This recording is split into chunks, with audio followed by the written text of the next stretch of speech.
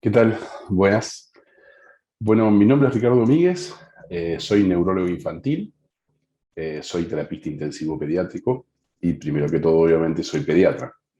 Vivo en Argentina, en la ciudad de La Plata, provincia de Buenos Aires, la provincia más grande desde el punto de vista económico y poblacional de mi país. Me desempeño como médico tratante de terapia intensiva en el Hospital de Niños Sor María de Ludovica de La Plata, hasta hace muy poco tiempo, ya no estoy ahí. Y soy neurólogo infantil en mi consultorio particular en la ciudad de La Plata. Y también soy neurólogo infantil médico tratante en el Hospital Regional de Río Grande, en la provincia de Tierra del Fuego, Antártida de Islas del Atlántico Sur. Bueno, en primera instancia quiero agradecer al comité organizativo del Congreso. Es un honor gigantesco para mí esta posibilidad de poder contar lo que puede hacer o cómo se maneja y qué eh, datos puede aportar un neurólogo de un consultorio en una ciudad, pero también, digamos, este reconocimiento y la posibilidad de compartir mesa y charlas con personas destacadísimas en la medicina y en otras disciplinas de los servicios de salud, de los cuales uno ha leído hasta hace un ratito en diferentes publicaciones y papers contando su experiencia, enseñándonos, mostrándonos qué es lo que están haciendo. La verdad que es un orgullo muy grande para mí y les agradezco profundamente esta invitación. Voy a charlar haciendo 4 ejes, digamos, sustanciales en esta exposición. Eh, Quiero contextualizar rápidamente porque el tiempo, si no, no me va a alcanzar. Quiero contextualizar rápidamente. La ciudad de La Plata es una ciudad capital de la provincia de Buenos Aires, 9 millones de habitantes la provincia, La Plata 800.000 habitantes, un buen acceso de salud, el sistema sanitario en la ciudad, teniendo en cuenta que tiene el hospital internacional más grande de la provincia de Buenos Aires, el tercero más grande de la Argentina, un sistema público de salud que funciona, con un sistema complementario privado de salud que también funciona y servicios sociales como obras sociales o prepagas, las cuales también están inmersas en este sistema sanitario, los cuales pueden dar cumplimiento y efectividad a los requerimientos de la población. Pero en esta situación particular, el uso terapéutico del cannabis, tenemos una situación, digamos, distinta, porque los pacientes que tienen obra social digamos, la promulgación y reglamentación de la nueva ley de uso terapéutico del cannabis, tenían un acceso más facilitado al uso del cannabis con una indicación precisa, y los pacientes que no tienen obra social o cobertura de prepagas no lo tenían. Y esto generaba una desigualdad que estaba suplida, ¿sí?, por las organizaciones no gubernamentales, las ONG canábicas, que ayudaron y ayudan muchísimo a estos pacientes y a nosotros como profesionales de la salud. Esto algo más vamos a poder charlarlo en el desarrollo de la charla. Voy a empezar, eh, bueno, experiencia clínica en el consultorio médico con el uso de cannabis terapéutico. Es una mirada médica. Me gustaría tomarme 4 minutos, yo sé que después va a ser el tiempo que voy a requerir, pero para hacer una introducción pequeña. En el año 2015 comienzo ya trabajando, hacía más de 10, 15 años como neurólogo infantil, comienzo a recibir consultas, ¿sí?, con la posibilidad del uso-consumo de cannabis y sus derivados. Eran papás absolutamente desesperados, en los cuales no habían encontrado respuestas médico-científicas, digamos, desde el punto de vista de la medicina tradicional, en enfermedades y trastornos de sus hijos. La angustia y la carga de frustraciones era muy alta y venían con esa situación de esperanza. Eh, la gran mayoría de mis primeras experiencias eran papás que consultaban ya utilizándolo hace un tiempo. En realidad era más una forma de poder sentirse apoyados y acompañados, o buscando esa posibilidad porque no la habían encontrado también en otros colegas, más que para plantearme el uso, ¿sí? Eran pacientes que ya venían consumiendo. Después vamos a ver una estadística sobre esto. El tema era que sus preguntas y sus dudas en ese momento eran iguales o menores que las mías, y la experiencia que ellos tenían era infinitamente mayor. En esa situación, inicio el recorrido que me lleva a acompañar más de 200 pacientes. Aquí dice 200 pacientes, son 253, porque tuve que hacer un reconto, digamos, bastante minucioso de cuántos pacientes fueron en total desde 2015 hasta hoy. Que bueno, que o por decisión familiar, o por indicación de otros colegas, o por indicación mía, obviamente, se iniciaron en el uso terapéutico del cannabis y, bueno, continúan hoy, hasta hoy mismo, compartiendo resultados y conocimientos. Yo lo pongo acá como un crecimiento horizontal, que realmente lo es, un cambio absoluto de paradigma de modelo médico, saliendo del modelo médico hegemónico, verticalista, en el cual nos criamos y en el cual aprendimos, a un modelo médico social diferente, en el cual compartimos conocimientos, compartimos experiencias, y en base a eso formamos argumentos científicos. ¿Qué pasó? Este modelo de conocimiento y información horizontal y mucho más socializado, a mi criterio y al de la mayoría de mis colegas, no debía dejar de ser científico y metodológico en su crecimiento. Entonces, una de las situaciones a las cuales uno intenta aportar algo más de argumentación es generar eh, un análisis estadístico de los pacientes que uno tiene. Obviamente que eso está muy lejos de ser un modelo planteado en el método científico estadístico, ¿sí? Porque, digamos, es bastante difícil reproducir esta forma de investigación en un consultorio de una ciudad, digamos, un consultorio particular de una ciudad. Pero bueno, intenté buscar, y me ayudaron colegas, la forma de poder analizar los datos y resultados de los pacientes que sigo en forma retrospectiva y con un análisis lo más ajustado posible.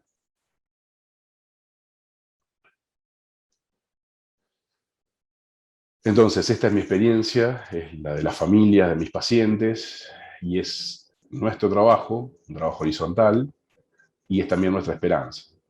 Para eso creo que estamos todos aquí.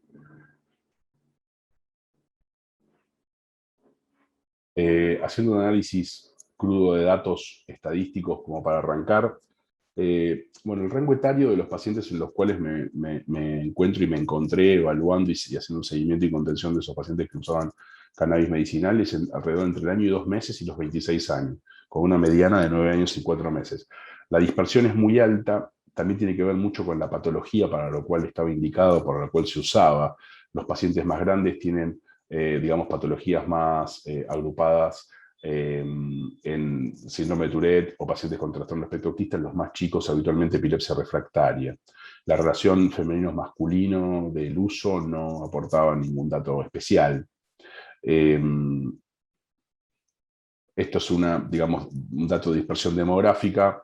El grueso de mis pacientes son de la ciudad de La Plata, y después hay un porcentaje, digamos, también en segundo lugar, que es un 15% de lo que sería el resto de la provincia de Buenos Aires. Tengo pacientes de otras provincias de Argentina, y tengo 2 pacientes que no son argentinos, un paciente venezolano y un paciente brasileño. Esto es algo, digamos, interesante. Los pacientes que estoy evaluando, 253, como les dije hoy, el 14% de esos pacientes vino a la consulta con una indicación médica precisa. Esto quiere decir que ya habían consultado a otros médicos y tenían la indicación hecha de recibir digamos, o de iniciar tratamiento con cannabis medicinal. Había un 61% de pacientes que habían iniciado el cannabis medicinal que no tenían indicación médica, fue una decisión familiar. Y había un 25%, yo pongo sugerencia médica. Eso significa que los médicos les habían dicho, podría ser, averigualo, yo no me dedico, etcétera, pero que habían tenido un acercamiento desde el punto de vista médico previo, ¿sí?, al uso del cannabis medicinal.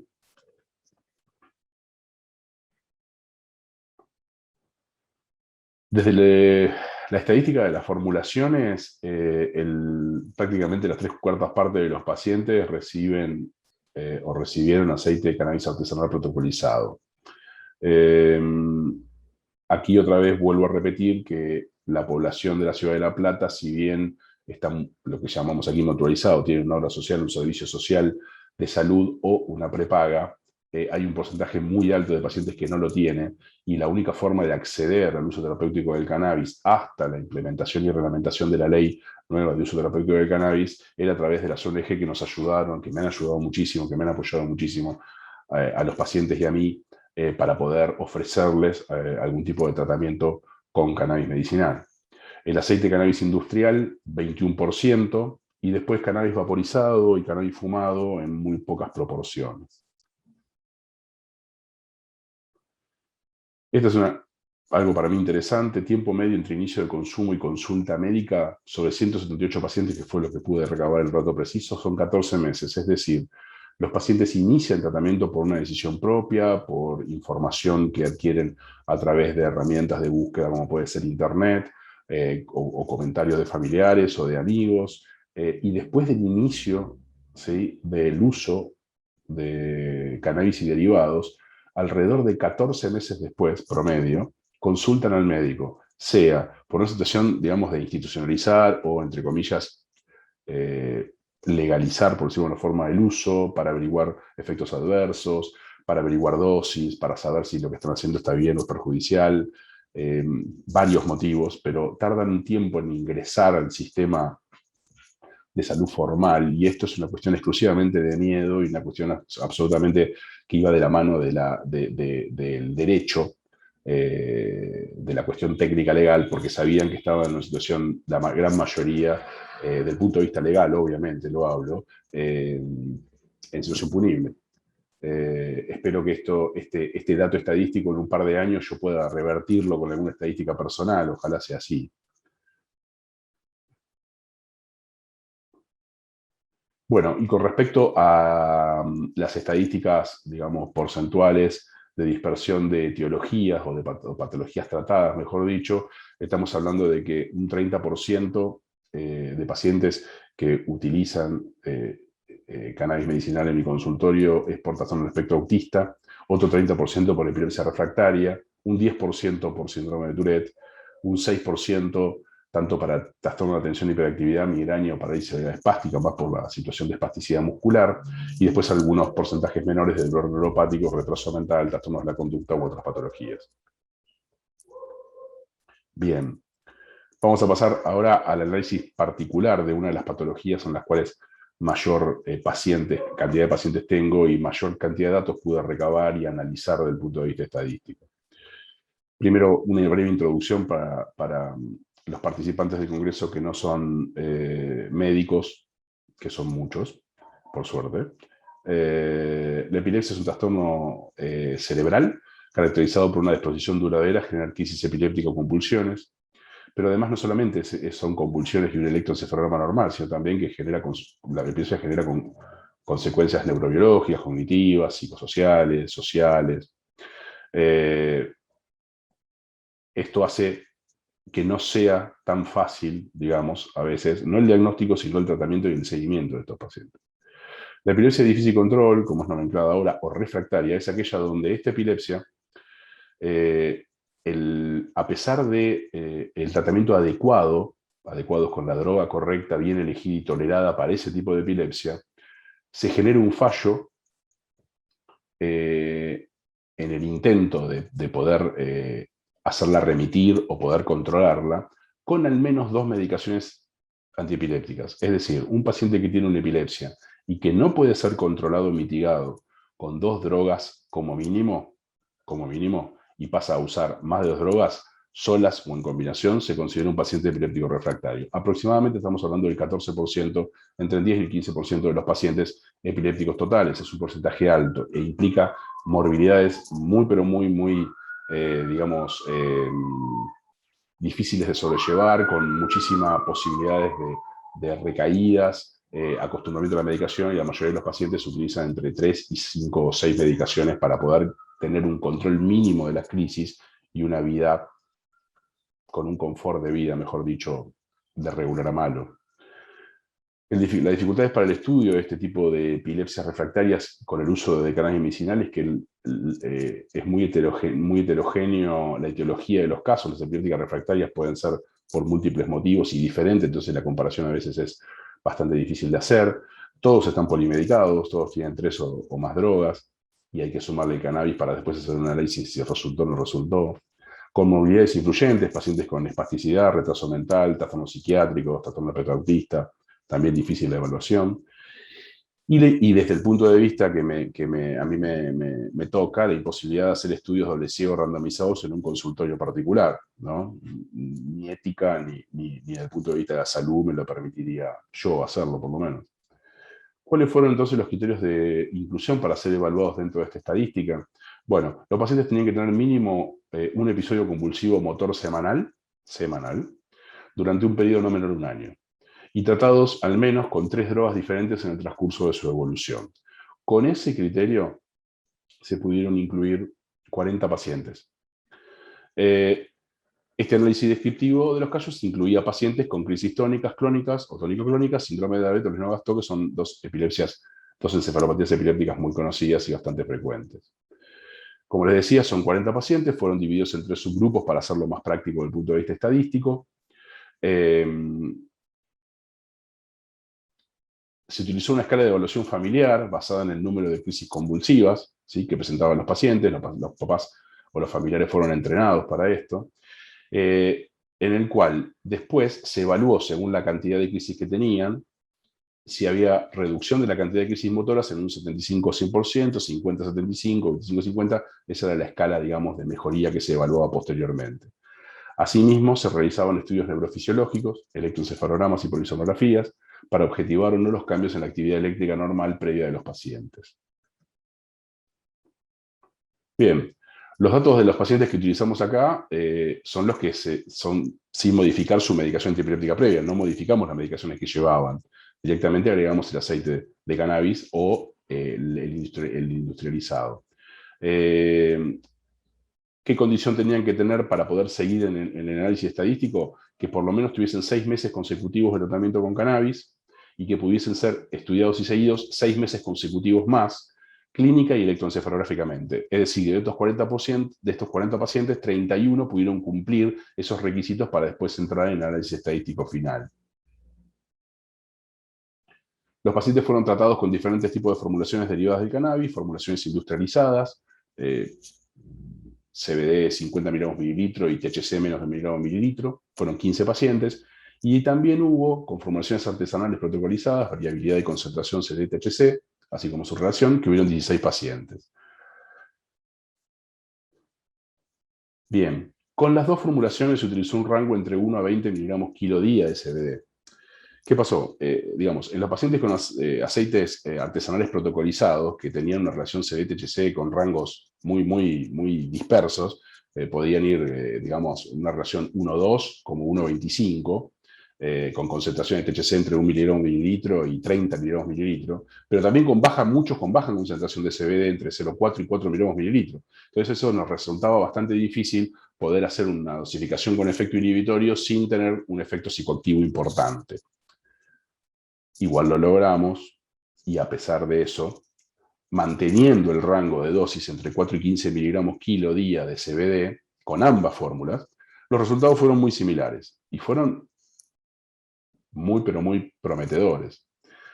Reducción del 75 al 100%, 22% de los casos, 7 pacientes. Reducción del 50 al 75%, 39% de los casos. O sea, estamos hablando que un 60-65% de los pacientes que recibieron aceite de cannabis con epilepsia refractaria tuvieron menos, ¿sí?, de la mitad de las crisis que venían teniendo. Y eso desde el punto de vista del confort y de la calidad de vida, es tremendo, tremendo. De hecho, en el ítem de reducción del 75 al 100%, hubo 2 pacientes, de esos 7 que están ahí, del 22%, 2 pacientes que no tuvieron más crisis desde el inicio del cannabis. Sí es verdad también que hubo pacientes que tuvieron una respuesta muy baja y pacientes con los cuales se empeoraron las epilepsias. Pero bueno, tenemos un 65% de efectividad mayor al 50%. Y había otros resultados no estadísticos que, si bien fueron monitoreados con herramientas de recolección de datos como son las escalas, fueron importantes y todavía no supimos cómo analizar totalmente esa data como para poder plasmarla después en unas conclusiones. Pero en crudo les puedo decir esto. muchos pacientes tuvieron la posibilidad del descenso de las dosis de los anticonvulsivantes que ellos estaban recibiendo. Tantos pacientes con muy buen resultado, los que tuvieron más del 50% de reducción de crisis, como algunos pacientes que tuvieron menos del 50% de reducción de crisis, pero nos dejó bajar la cantidad de medicación anticonvulsivante sin ningún tipo de problemática y disminuir la posibilidad de efectos adversos que ya tenían por la cantidad de antiepilépticos que tenían y las dosis que eso llevaban. Y eso también nos resultó una situación muy importante. Y además los estudios neurofisiológicos, electroencefalograma, polisomografía, estudio bajo sueño, mostraban mejorías en el patrón eléctrico que iban a la par, digamos, del correlato clínico. Basado en escalas de detección y encuestas no dirigidas a las familias, también se obtuvieron beneficios en la calidad-cantidad de horas de sueño, según, digamos, la escala que usamos, que fue la Epworth, y la mejoría en la espasticidad muscular con la escala de Ashworth. También muchos papás relataban una mejor alerta y mejor conexión de los pacientes con respecto a lo previo del cannabis. La evaluación de los efectos adversos a veces es media difícil porque son pacientes que tienen comorbilidades a veces muy difíciles. Además, muchos de los pacientes con retraso mental o por la edad no hablan y no pueden explicar lo que les está pasando. Por lo tanto, la variabilidad, digamos, que tenemos de los efectos adversos, pero la poder recuperar esos datos es muy difícil. Pero sin, digamos, una valoración sistematizada ni estadística de la situación, podemos decir que se queda de la boca, diarrea, somnolencia, convulsión, hipotonía, irritabilidad fueron los efectos adversos más frecuentes. Bien, me voy a referir a síndrome de Tourette, no me queda mucho tiempo y eso me preocupa.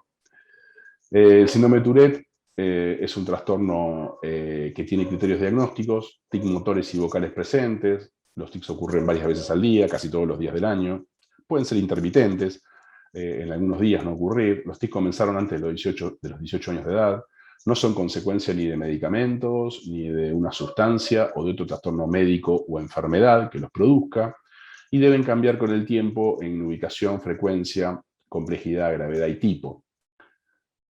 Con ese diagnóstico o con esos criterios, uno también tiene que saber que no solamente el síndrome de Tourette son tics, digamos, en forma frecuente o importante, sino que además, habitualmente, entre el 40 y el 60% de los pacientes tienen asociado otro tipo de trastornos o patologías. Es algo muy frecuente la asociación de patologías con el Tourette. Las más frecuentes por lejos son el trastorno de atención y hiperactividad, el trastorno obsesivo-compulsivo y los trastornos del sueño. Pero también trastorno del espectro autista, dificultades en aprendizaje, depresión.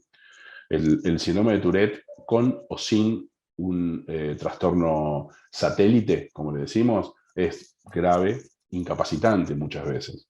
Y aproximadamente un cuarto de los pacientes son refractarios a la medicación habitual, que son habitualmente psicotrópicos. El instrumento de medida para los pacientes que teníamos, que utilizamos para valorar la gravedad clínica del síndrome de Tourette, fue el Yale Global Tic Severity Scale, pero también usamos lo que se llama la Premonitory Urge for Tic Scale, digamos, como uso alternativo.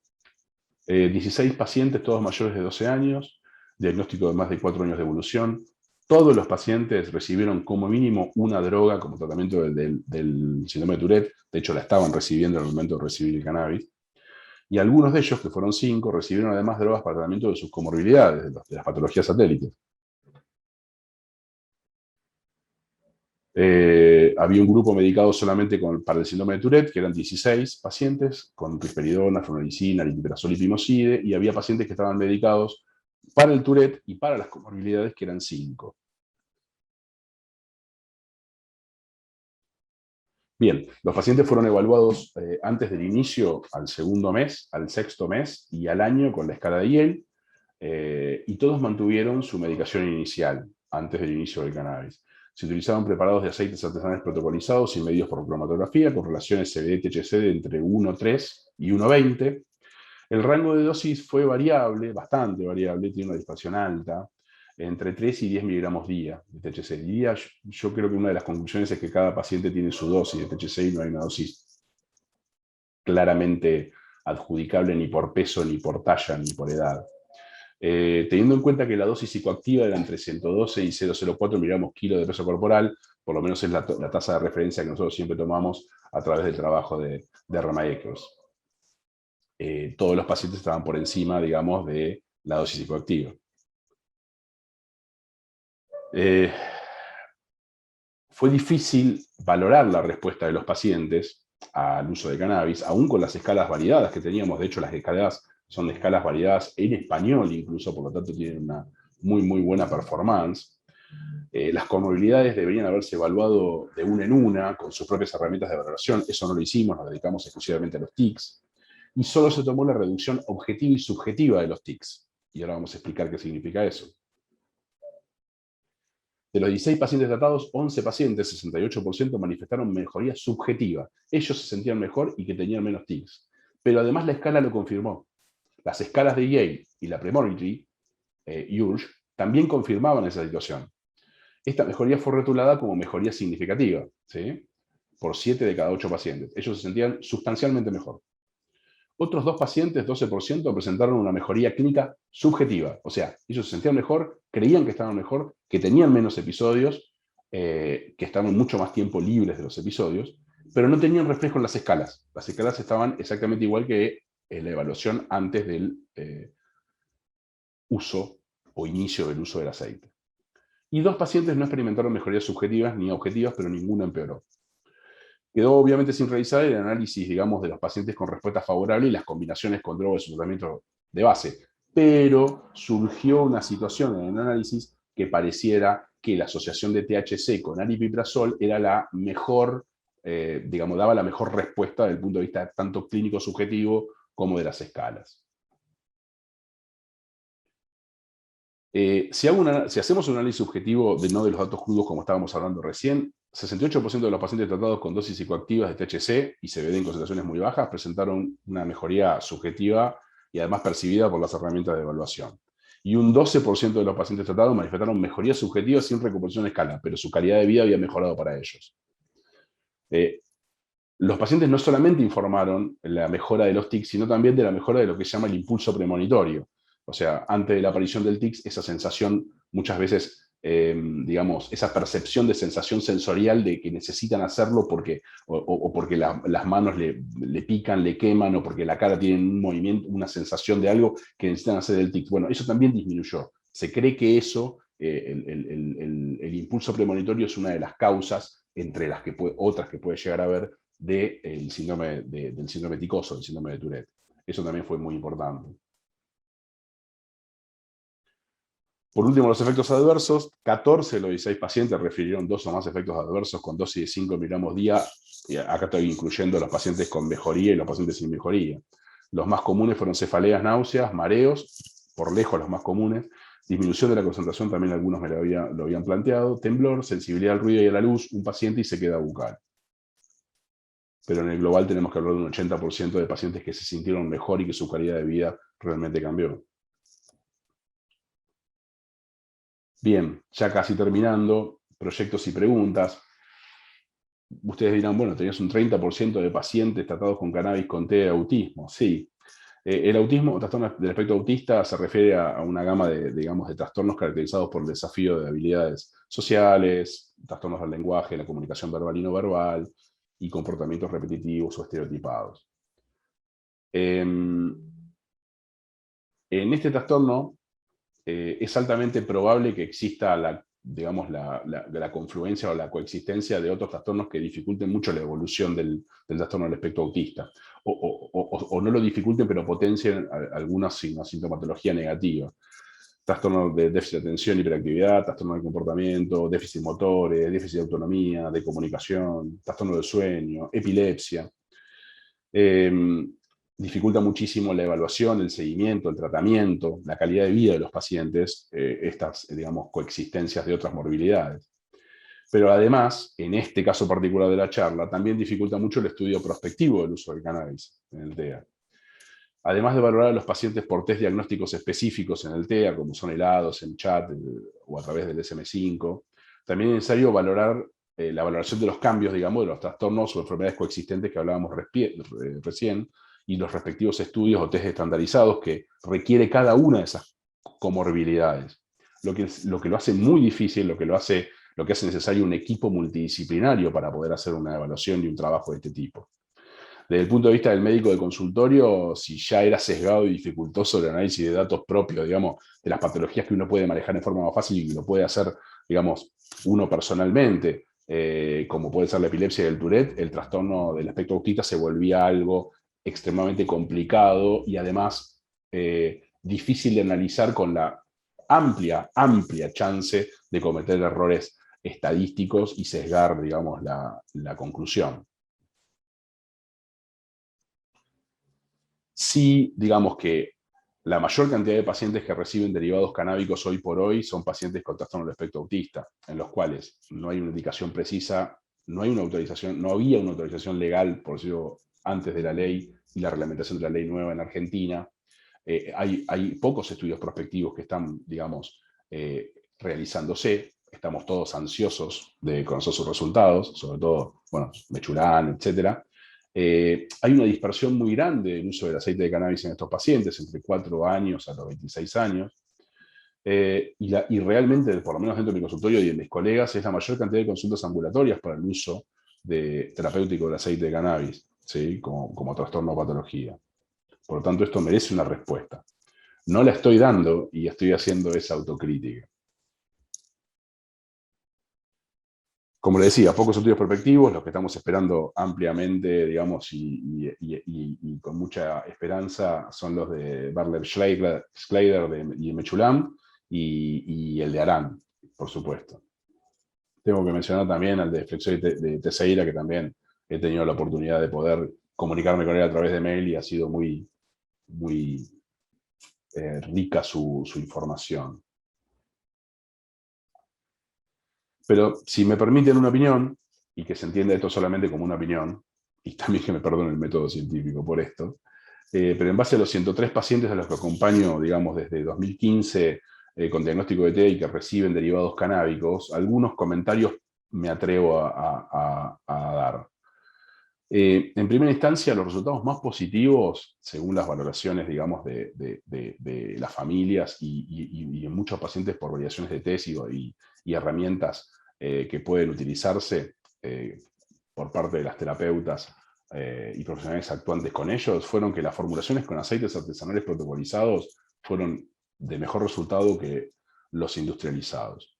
Esto, digamos, estas formulaciones con relaciones de mayor concentración de CBD o de THC también mostraron mejor aparente resultado, pero no de CBD puro, ¿sí?